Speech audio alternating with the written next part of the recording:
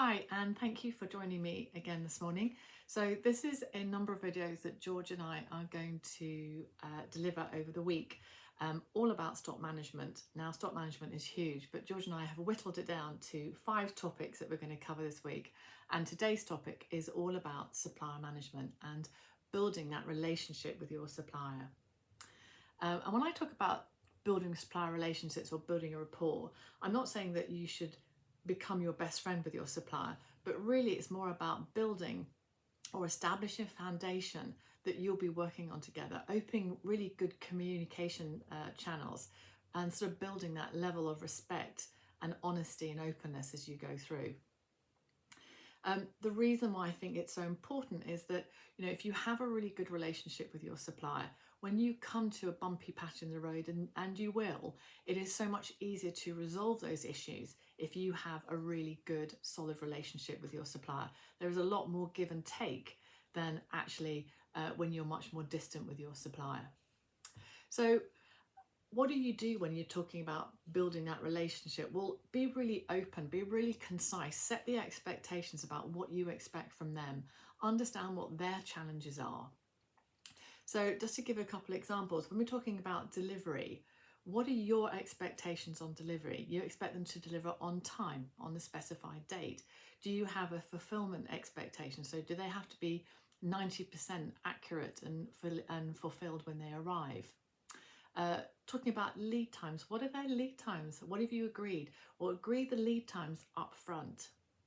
Yes, there will be some leeway that obviously will be built in, but explain that they will be monitored so both sides know that that's a situation and that there is some area for differential. But what happens if they are consistently late longer than their lead time? What happens then? Well, then make that clear really up front, make that really transparent, that this is what happens if you are consistently late on the lead times, because at the end of the day it's going to affect your demand, it will affect your customer happiness because your orders are coming in late. And then talk about penalties for late delivery. Do you have penalties for late delivery? And if you do, let's talk about them up front. Let's make sure they're clear and that doesn't come as a surprise. The last thing you want is conflict with a supplier, because what you really want to avoid is a supplier that refuses to deliver in the middle of season. So that's just a no-no. So again, it is this mutual respect, this communication and understanding what the expectations are. So ask them too, do they have a preferred delivery date? So do they like to deliver every Wednesday? Can you accommodate that? Can your warehouse fit them in? So again, set that expectation so everybody's clear about what day the orders come in. And other things to talk about too are pack size. Do you have a preferred pack size? What is their pack size and is there a reason for it?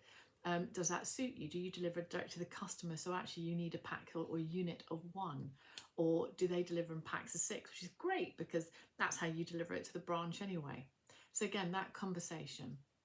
Do they have a minimum order quantity? I love a minimum order quantity. And obviously that's the minimum amount that you can order per order. Well, if their minimum order quantity is 360, does that suit you? Or is that too big? Does it eat too much of our OTB? Is there any way that there can be some flexibility? Well, talk to a supplier, find out if that's viable.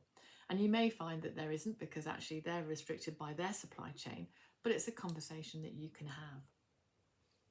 The other thing to bear in mind when we're talking about suppliers is peaks and troughs. And this is really where if you have a good relationship with your supplier, where you've really worked to get to know them, to understand their challenges and vice versa, this is really where you can work really well together. So in tandem, just making sure the stock's in the right place at the right time. So let's talk about peak. So if you think about peak, you want your stock to come in at the right time for you to then get it out to store to hit that peak sale period. Well, what happens if your supplier is on holiday the month before that delivery comes in? Well, that used to happen to me every August. And so you used to work together, or we worked together to establish something that was mutually beneficial so we had the right stock at the right time to meet our sales demand going forward. So again, it's just talking about them and working out the best way.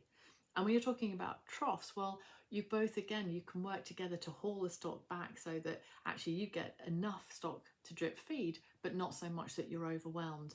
And they can manage production in the same way. So again, it's that conversation so they understand what's happening at your end and at your sales. So if you need to haul back on stock, you can have that conversation. So working with a supplier is so important, because at the end of the day, if you have a good supplier relationship, you'll have hopefully a good supply chain coming through, and replenishment will be so much more easy. So if you want to know more about supply management and have a bit more of a chat, then don't hesitate to give either myself or George a message. We'd love to talk to you more. Okay, thank you.